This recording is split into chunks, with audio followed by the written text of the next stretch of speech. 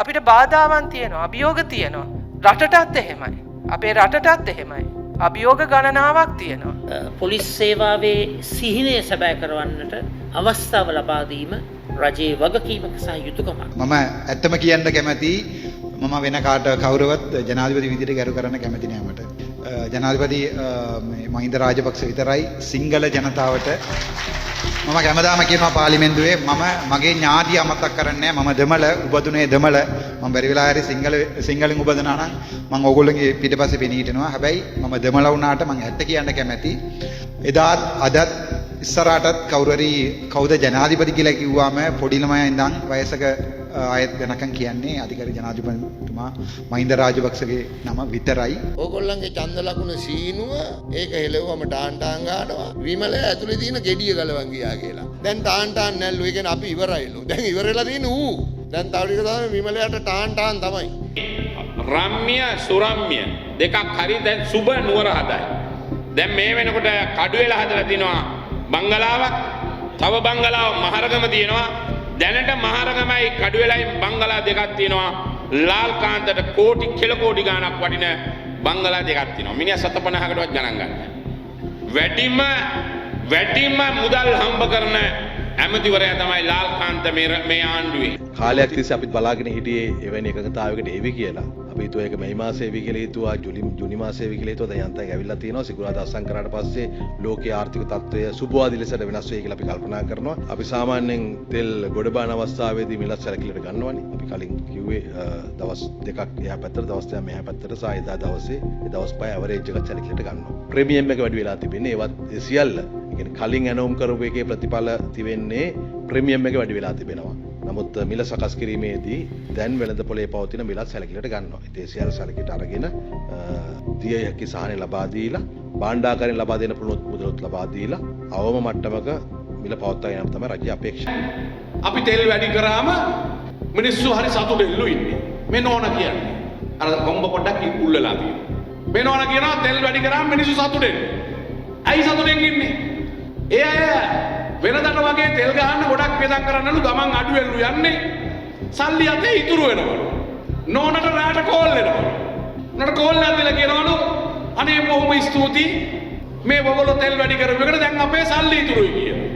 අපි යම නෝනට කීයෙන් පස්සේද කෝල් එන්නේ කියලා. රාට නේනවා කියන්නේ. නෝන සතුටුයි. බෑ 11 12ට එනවා ඇති අපේ නෝනට. දැන් වර්තමාන කැබිනට් ප්‍රකාශක නලින්ද ජයතිස්ස දේශපාලන මණ්ඩලයේ ඉන්නකොට රත්නපුරේදී එක තැනක සඳහන් කරනවා මේ කතාව පිටිපස්සේ ඉන්නේ ඉන්දියාව. ඉන්දියාව තමයි මේ ගෝඨාභය බලයට ගෙනාවේ. ඒ තෙල් ටැංකි ගන්න ඒ කටයුතු කරන්න පහසු වෙන්න කියලා. එහෙම කිව්වහම මම හිතන්නේ එහෙම කියන ඒවා ඇතුලේ තමයි එතකොට මේ මොකද්ද මේවා තියෙන සම්බන්ධය කියන එක ජනතාවට යම් යම් ඉඟිමිඟි ලැබෙන්න පටන් ගන්න තියෙන්නේ. කොහොම වුණත් මම ඉදක් කිව්වාගේ බුද්ධිලධාරියෙක් හැටියට සහ අමුදානධාරියෙක් හැටියට සුරේෂ් සලේ මහතාට කළ හැකි හොඳම දේ තමයි පාසු කිරීම ප්‍රහාරය සම්බන්ධයෙන් ඔහු දන්න දේවල් ප්‍රකාශයට පත් කිරීම. ඔහු අත්අඩංගුවට අරගෙන ඔහුගෙන් කඩෝත්තර අරගෙන ඔහු මාස්කු භාරය සම්බන්ධ වැඩ කටයුතු කරලා තියෙනවා නම් ඔහුට විරුද්ධව නීතිය ක්‍රියාත්මක කරන්න. ඒක ගැන කිසි ගැටලුවක් නැහැ. අපි අඬන්නෙත් නැහැ, කෙදිරි ගන්නෙත් නැහැ. හැබැයි දැන් මොකද්ද කියන්නේ? දැන් කියනවා සලේගේ කොම්පියුටරේ තියෙන මුරපද ටික දීපන්. මේ මොකද්ද කියන්නේ? මේ ඉතිහාසයේ මේ යුද්ධය අවසන් කරනකොට මේ බුද්ධියන්සේට ප්‍රධානියාගේ කම්පියුටර් එකේ තියෙන්න පුළුවන් මේ රටේ 2009 ඒ යුද්ධය අවසන් වෙනතුරු ගත්ත තමුන්නාසලා දන්නවා තමිල් චෙල්ලම්ම මරා දාන්න ඒ ආපු බුද්ධි දොරතුරාවේ සලේගේ කොම්පියුටරෙන් ඒ ආපු දිගදුරු විහිදුම් බලකාවල් ගිහිල්ලා කරපු ක්‍රියාදාමය සිද්ධ කරු එතනින්. හැබැයි ඒකට අත තියනවා කියන්නේ මතක තියාගන්න මේ රටේ සම්පූර්ණ මේ යුද්ධයට සම්බන්ධ වෙච්ච සියලු කාරණා ලෝකෙටම ඕපන් කරලා නැත්තම් විවෘත කරන වැඩ පිළිවෙල. සුරේෂ් සලේ මහතා පෞද්ගලික බුද්ධි සේවාව පවත්වාගෙන ගියාද? ඔව් රජයේ බුද්ධි නිලධාරියෙක් වැඩ කරා නම් ඒ බුද්ධි තොරතුරු අදගත් වෙන්නේ රජයට. දැන් ඉන්න බුද්ධි නිලධාරීන් ආරක්ෂක අංශවලට ආරක්ෂක මණ්ඩලයට තමන් මොකක් හරි මේ තාම රහසිගත බුද්ධි තොරතුරක් දන්නවා අනාගතයේ හානියක් විය හැකි රටට කියලා දන්නවනේ කියන්නට ඕන. ඉතින් ඔහු ඒකට සම්බන්ධ නැත්නම් රට වෙනුවෙන් බුද්ධිලධාරියෙක් කළ යුතුව තිබෙන්නේ ඒ තොරතුරු අරන් දෙන එක. ඉතින් බුද්ධි තොරතුරු කියන ඒවා ඒ බුද්ධිලධාරීන් විසින් ඉතාම සංයමයෙන් පරිශීලනය කරනවා. මේ හැමතැනකම කියන්නේ නැහැ. මැතිතුමාට තමන්ගේ නිර්දෝෂී භාවය තහවුරු කර ගැනීමට අවශ්‍යම සාක්ෂි තිබෙන්නේ ඔහුගේ ජංගම දුරකථනය සහ පරිගණකයේ සුරක්ෂිත කරලා අරන් තියලා තියෙනවා වෙන්න පුළුවන්. එතකොට ඒවා රැක ගැනීමට ඔය ඒ සාක්ෂි රැක ගන්නවාය කියන්නේ ඔහුගේ ජීවිතය රැක ගන්නවා කියන එකයි. ඔහුව මහමොල කර කිරීමට ආණ්ඩුව දරන කුමන්ත්‍රණය පරාජය කළ හැක්කේ මේක තුල තිබෙන සාක්ෂි වලින් පමණක් නම් ඒවා සුරක්ෂිත කර ගැනීම ඔහුගේ ජීවිතය රැක ගැනීම සහ සමාන අයිතියක්. ඒ නිසායි ඔහු තමන්ගේ මුරපදේ එක පැත්තකින් නීත්‍යානුකූලව ඔහුට බැඳියාවක් නැහැ මුරපදේ ලබා දෙන්න. රහස් පොලිසියට අයිතියක් නැහැ මුරපදේ ඉල්ලලා බල කරන්න. සලේ හිටපු බුද්ධ්‍යංශ ප්‍රධානිනේ.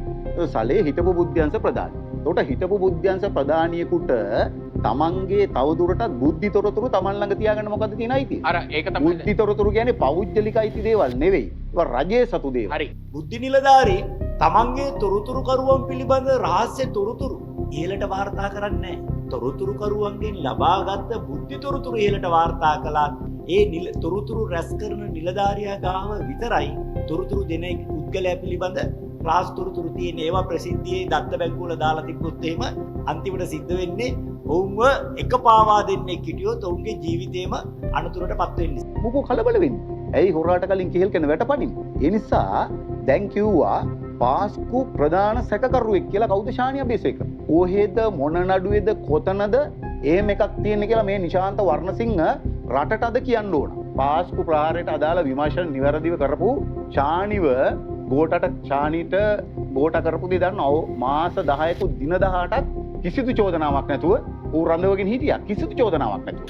බොහොම පැහැදිලිව අවුලක් තියෙනවා. ඒක කාටත් පැහැදිලිනේ. යම් කිසි චෝදනාවක් එල්ල වුණොත් ඒ චෝදනාවට ලක්වෙන නිලධාරීවරයා ඒ සම්බන්ධව වකීම් දන්න නිලධාරීවරයා වෙන්නේ නැහැ. උදාහරණයක් ඇටියට උසාවියේ පැවැත්වෙන කටයුත්තකදී විනිශ්චය මණ්ඩලයේ ඉන්න විනිසුරුවරයෙක්ගේ ඥාතියෙක් හෝ යම් ලබදියාවක් තියෙන ප්‍රශ්නයක් මතුවුණොත් ඒ නීතිඥවරයා ඒ විනිසුරුවරයා ඒකෙන් ඉවත් වෙනවා.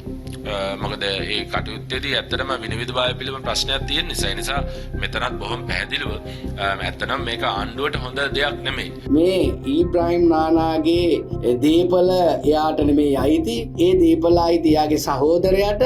ඉතින් ඒ සහෝදරයාට දින දීපල ගැන ඊබ්‍රාහිම් නානාට වගකීමක් නැහැ.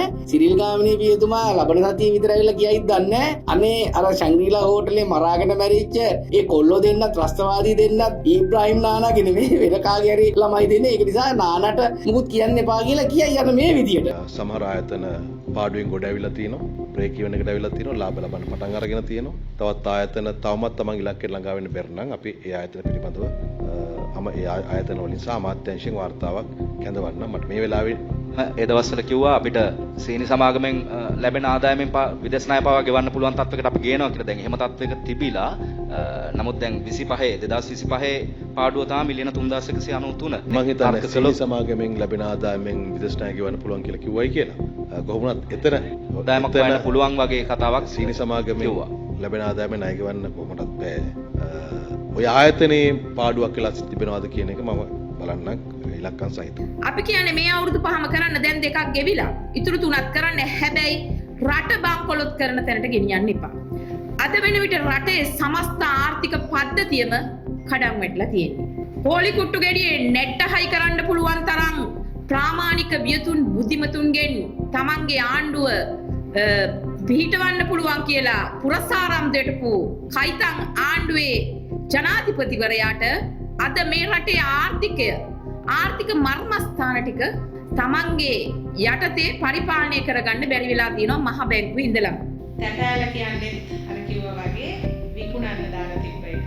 අපි දන්නවා තැපෑලට කොහොමද සැලකුවේ කියලා පහුගිය කාලවල කුඩම්මගේ සැලකිලි තිබුණ තැන. ඒ සියලුම කුඩම්මගේ සැලකිලි මැද්දේ තැපෑල මිනිස්සු කිව්වේ තැපෑල් කාර්යාලය කියන්නේ බොහොම අප්‍රසන්න ආස හිතෙන්නේ නැහැ යන්න. සේවාවල් බොහොම දුර්වල වෙලා තිබුණේ. නේද? එහෙම නේ තිබුණේ තැපෑල් කාර්යාලය කියන එක ගැන හැඟීම. නමුත් දැන් තැපෑල පණ ගහලා ඇවිල්ලා තියෙනවා. මැඩ්‍රාස් සෙකියුරිටි ප්‍රින්ටර්ස් කියන උප්‍රකට වංචනික ලංකාවේ සුරාබදු සම්බන්ධ අරක්කු බෝතල්වල ලලවන ස්ටිකරකේදී පවා වංචා කරපු සමාගම අඩුම මිල ගණන් ඉදිරිපත් කරලා මේක ගන්න සූදානමක් තිබුණා. හැබැයි ඒ අවස්ථාවේ ප්‍රශ්න තිබුණේ මේ ටෙන්ඩර් එක ඇඳවලා තිබුණේ ලංකාවේ රජය. ලංකාවේ රජයේ ටෙන්ඩර් එක ඇඳවලා තිබුණ නිසා ලංකාවේ රජයට තීරණයක් ගැනීමේ ඒ අනුව ආපු දැවැන්ත මහජන විරෝධයෙන් පස්සේ රනිල් වික්‍රමසිංහ මේ ටෙන්ඩරේ අවලංගු කරා තාක්ෂණ ඇගයීම් කමිටින් මේ සමාගම් සුදුසු නෑ කියලා කියපු නිසා කියලා. නමුත් ඉන්දියාව දිගින් දිගට මේ සඳහා උත්සාහ කරා. 2024 මුල ඉන්දියානු නියෝජිතයන් පිරිසක් ලංකාවට ඇවිල්ලා විශාල බලපෑමක් කරා මේක ඉන්දියාවට ලබා ගැනීම. එහෙම ප්‍රශ්නයක් තියෙනවා. ඉතින් ඉන්දියාව අනුන්ගේ ඩෙන්ටි කාඩ් එකක් දෙන එකට මෙච්චර වියදම් කරන්න සූදානම්ෙන් ඉන්නේ ඇයි? මීයක් හදන්නේ අතලෙව කන්න. අනිත් එක මේක ඉන්දියානු සමාගම් වලට නොලැබෙන හැම අවස්ථාවකම ගොඩාක් කලබල වෙලා ලංකාවට නියෝජිත පිරිස ඇවිල්ලා මේක මේ ගන්න උත්සාහ කරන්නේ. ඇයි මේ බලෙන් ආධාර දෙන්න? දැන් මොකක් හරි විහාපෘති අවුල් හැම තැනකම ඉන්දියාව ඇවිල්ලා බලපෑම් කරන්නේ. මේක හරි ඉන්දියාවට මේකේ වෙනත් ආකාරයක වූ දේශපාලන ඉන්දියාවේ මිලිටරි සැලසුම් වලට අදාළ ඉන්දියාවේ ව්‍යාප්ත සැලසුම් වලට අදාළ අඛණ්ඩ භාරත සැලසුමට අදාළ වෙන සැලැස්මක් එක්ක 26 වෙනිදා හදිසි තත්ත්වයක් ප්‍රකාශ කරන්න නියමිතව තිබුණා. සුනාමියෙන් පස්සේ මේ රටේ ආපදා කළමනාකරණ මධ්‍යස්ථානයක් හදලා තියෙනවා. ආපදා කළමනාකරණ පනතක් ගෙනල්ලා තියෙනවා. ඒ පනතේ ආපදා කරන පනතට පහලින් තමයි රටේ සියලු පනත් තියෙන්නේ ජනාධිපතිතුමා ව්‍යසනයක් තියෙනවා කියලා ප්‍රකාශ කරපු හැටියට. නමුත් මොකද වුනේ? මේ පොල්ගොල්ලේ තියෙනවා මහවැලියේ දත්ත නලින්ද ජයතිස්ස ඇමතිතුමා ගිහිල්ලා දෙරණට කිව්වා එකම දත්තයක්වත් තිබුණේ නැහැ අපිට පියවර ගන්න කියලා. මෙන්න මිට්ටෝරුනි වෙච්ච දේ. මේ තියෙන්නේ මේ නිල් පාටින් තියෙන්නේ පොල්ගොල්ල ඒ දත්ත මධ්‍යස්ථානයේ මහවැලි ජලාශවල වතුර කොහොමද වර්ධනය වෙන්නේ කියන එක ගැන කරපු අනතුරු ඇඟවීම. කිසිම ආකාරයක පියවරක් ගත්තේ නැහැ. 27 වෙනිදා රෑ 9:05ට කොත්මලේ ජලාශයේ වේලි විවෘත කළා. ගම්පොළ කෙලිඔය පේරාදෙනිය විනාශ කරගෙන යන ජලකඳ නිකුත් කළා. අනිත් පැත්තේ මොරගහකන්ද අනිත් පැත්තේ රන්දනිකල ජලාශය විවෘත කළා. මයංගනේ විනාශ කළා. ඒක තමයි මේ රතු පාටින් තියෙන්නේ. දැන් මොකද්ද ඉංජිනේරුවෝ කිව්වේ? ඉංජිනේරුවෝ කිව්වා ක්‍රමානුකූලව 27 වෙනිදා උදේ 9 ඉඳන් ජලය නිකුත් කරන්න කියලා. ඒ ජලය නිකුත් කළා නම් 27 වෙනිදා උදේ 9 ඉඳන් මේ ව්‍යසනය ගම්පොළට වෙන්නේ නැහැ. මේ වැස්සන නවත්තන්න බැරි බව ඇත්ත. හැබැයි මේ ව්‍යසනය ගම්පොළට ගෙලියොයට මහනුවරට වෙන්නේ නැහැ මිට්ටෝරුනි. උදේ 9 ඉඳන් ක්‍රමානුකූලව ජලය නිකුත් කළා. ඒ සියලු දත්ත අපි සතුව තියෙනවා. අපි මේක කිව්වා විතරයි. මම මේක දරනට ගිහිල්ලා කිව්වා විතරයි. ඕකව හිරේ දාන්න සාක්කි හදන්න කිව්වා. දැන් ඒ සාක්කි හදාගෙන යනවා අපි ඉදිරියේ ඒවත් එලි කරන්න. ඒක තමයි අනුර කුමාරගේ පිළිතුර මිට්ටෝරුනි. POS මැෂින් ඕනේ නේද? POS මැෂින් දැන් තියනවද හැමෝටම? අපිට ප්‍රොවිෂන් එකක් දැන් මේ පනත ඇතුලේ එකක් තියෙනවා. ඒතර ඒ ප්‍රොවිෂන් එක අනුව රෙජිස්ටර්ඩ් වැට් බදුරු ලියාපදිංචි වෙන අයට POS මැෂින් වලට යන්න වෙනවා. ඒකට අදාළ ඒ ප්‍රෙස්ක්‍රිප්ෂන් කරාට පස්සේ මාස 3ක් ඇතුළත යන්න තමයි තියෙන්නේ. ඒකට ඒ කටයුතු කරගෙන යනවා. එතකොට මාස 3කින් මේගොල්ලෝ ගියේ නැත්තම් POS මැෂින් එකට මොකද වෙන්නේ? ඒ සඳහා මේ ඒකටත් මේ වෙනම තියෙනවා ගන්න ක්‍රියාමාර්ග වෙනම දාන්න. ඒ කියන්නේ දඩ ගහනවා එහෙම මොකක් හරි දෙනවා දඩයක් ගහනවා. ඒක POS මැෂින් ගන්න POS මැෂින් එක කීයක් විතර වෙනවද? ලක්ෂ 2ක් වෙනවා POS මැෂින් එක. එතකොට අපි හිතමු සිල්ලර කඩේ මිනිස්සයා POS මැෂින් එකක් ගන්න ඕනේ ලක්ෂ 2ක් දීලා. එයාට ලක්ෂ 2ක් තියනවද? අපි මේ කතා කරන්නේ ආපහු අර දවසකට ලක්ෂයකට වැඩි වෙළඳාම් කරන කට්ටියක් ගැන කතා කරන්නේ. ඉතින් එතකොට මේ අපි වැට් එකට ලියාපදිංචි වීමේ සීමාවේ ඉන්නේ. ඒ කියන්නේ මාසෙකට මිලියන 3ක විතර වෙළඳාමක් කරන සැපයුමක් කරන කෙනෙක්ට සැපයුමක් කියන්නේ සමස්ත ටර්න්ಓවර් එක නෙමෙයි බදු අයවන සැපයුම් කරන කෙනෙක්. ඒකට කවුන්ටන්ට් කෙනෙක් ඕනේ. ඒකට කම්පියුටර් එකක් ඕනේ. ඒකට ඔඩිට් කරන්න ඕනේ. ඒ ඔක්කොම අරින්න එපා ඔය කට්ටියට ඉන්ලන්ඩ් රෙවෙනියු එකට. ඕක සති දෙකකින් කරන්න පුළුවන්ද? මාස 3ක කාලයක් අපි දීලා මාස 3ක් නෙවෙයිනේ මගේ යෝජනාව නම් මේකට මාස 18ක්වත් දෙන්න වෙනවා. නැත්තම් ඕගොල්ලෝ ගිහලා මේ මිනිස්සුන්ට බදු ගහන්න ඕගොල්ලෝ දඩ ගහන්න ගත්තා. ඒක ගැසට් කරන දවස් ඉඳලා මාස 3ක්. ඒ කියන්නේ මේ පනත නෙමෙයි පනත යටතේ අපි රෙගුලාසි නිකුත් කරාට පස්සේ ඒ රෙගුලාසි නිකුත් කරලා මාස 3ක කාලයක් තමයි තියෙන්නේ. ඒතකොට ජුලයි 1 වෙනිදා ඉඳලා මේක ගෙවන්න ඕනේද? නෑ. කවදද ගෙවන්න ඕනේ? ඒ රෙගුලාසි නිකුත් කරලා ඉස්සෙල්ලා පනත ආවට පස්සේ තමයි රෙගුලාසි නිකුත් වෙන්නේ. රෙගුලාසි නිකුත් වුණාට පස්සේ මාස 3ක් ඇතුලේ තමයි කම්ප්ලයි කරන්න කියලා කියන්නේ. ගරු නියෝජ්‍ය ඇමතිතුමා මුදල් ඇමතිතුමා අපි මේක දේශපාලන තොරව බලමුකෝ. දැන් අපිට මෙතන තියෙන්නේ මේක ස්ට්‍රක්චර් එකක් තියෙන්න එපා. POS මැෂින් එකක් ඕනේ. accountant කෙනෙක් ඕනේ. tax audit කරන්න ඕනේ. මේ ඔක්කොම කරන්න කොච්චර කල් යයිද අතන? මෙහෙමයි පොස්ට් මැෂින් එක කියන එක අනිවාර්යයෙන්ම නෑ. දැන්ට ගෙවන දැන් 35000ක් ඉන්නවනේ රෙජිස්ටර්ඩ් කට්ටිය. ඒ හැමෝගෙම ළඟ පොස්ට් මැෂින් නෑ. ඒතකොට ඒකට ක්‍රමවේදයක් රැමිස් පද්ධතිය මගින් හදලා දීලා තියෙනවා. ඒගොල්ලන්ට ඒ අදාළ ගනුදෙනු අප්ලෝඩ් කරන්න. හැබැයි ඔන්ලයින් තමයි කරන්න ඕන. ඒකට ක්‍රමවේදයක් හදලා තියෙනවා. අනිත් එක රජයේ විදියට දැන් පොඩ්ඩක් සාකච්ඡා මේ දවස්වල සාකච්ඡා කරගෙන යනවා ඉස්සරහට පොස්ට් මැෂින් ගන්න එක ප්‍රොමෝට් කරන්න. ඒගොල්ලන්ට මොකක් හරි ඒ ගන්න මැෂින් එකට එන්හාන්ස් කැපිටල් allowance එකක් වගේ දෙන්නන්නේ. එහෙම වැඩ පිළිගොත් මේ වෙනකොට සාකච්ඡාවට ලක් වෙලා දැන් යනවා. එහෙමත් යනවා. ඒ කියන්නේ දැන් අපි කියමු පොස් මැෂින් එකක් හැම කඩේම තියෙන්න ඕනේද? නැත්තම් කොහොමද දැනගන්නේ කොච්චර වැටබල් කොච්චර නොන් වැටබල් ඒවා වික්කද කියලා? වැට් එකට ලියාපදිංචි වෙන සියලු දෙනාම පොස් මැෂින් එකක් ගන්න ඕනේ එතකොට. හරි. එතකොට ඇත්ත වශයෙන්ම මුදායිලා ඔයා කියන්නේ තියන් ඉන්නවද ඔක්කොම ඔය accounts කොච්චර වැටබල් ඒවා වික්කද කොච්චර නොන් වැට් ඒවා වික්කද කියලා? නෑ දැනට වෙන ක්‍රමවේදය පොඩ්ඩක් පැහැදිලි කරන්නකෝ. දැන් පොස් මැෂින් නැතුව දැන්ටත් යනවනේ. ඒක මේ දැන්ට තියෙනස දැන් ඒ කියන්නේ දැන්ට තියෙන ලෝ එක අනුව එයාට මැනුවලිත් යන්න පුළුවන් පොස් මැෂින් එකක් හරි එයාගේ ERP සිස්ටම් එකක් කරා හරි යන්න පුළුවන්. එතකොට ඒ මැනුවලි ගියත් අර සිස්ටම් එකකින් ගියත් එයා වැට් කන්ට්‍රෝල් account එකක් අනිවාර්යයෙන් මේන්ටේන් කරගෙන යන්න ඕනි පන්ති තියෙන විදිහට. ඊට පස්සේ එයා ලියාපදිංචි කෙනෙක් වුණාම අනිවාර්යයෙන්ම තව ලියාපදිංචි කෙනෙකුට දුන්නොත් බදු ඉන්වොයිස් එකක් නිකුත් කරන එකත් අනිවාර්යෙන් වෙන්න ඕනේ. දැන් පොඩක් ඉන්නකෝ අපි කතා කරන්නේ රීටේල් අවුට්ලට් ගන්නේ. අපි කතා කරන්නේ මේ ලොන්ඩරිය ගැන. අපි කතා කරන්නේ මේ මොකද්ද බාබර් ෂාප්පුව එහෙමත් නැත්නම් ගරාජ් එක එහෙමත් නැත්නම් රීටේල් කඩේ. ඒගොල්ලොන්ට ERP මැෂින් නැහැනේ ERP සිස්ටම් නැහැ. හරිනේ? ඒගොල්ලෝ විකුණන පුද්ගලයා කන්සියුමර් නේ. සාමාන්‍ය පරිභෝජකයා. පාරිභෝගිකයාට නේ විකුණන්නේ. හරි එතකොට ඒ පාරිභෝගිකයාට මෙයා 118 තල්ලු කරලා අරන එකනේ කරන්නේ. ඒකනේ කරන්නේ. එතකොට පාරිභෝගිකයා ගෙවන මිල 118කින් කොහොමද වැඩි වෙනවනේ.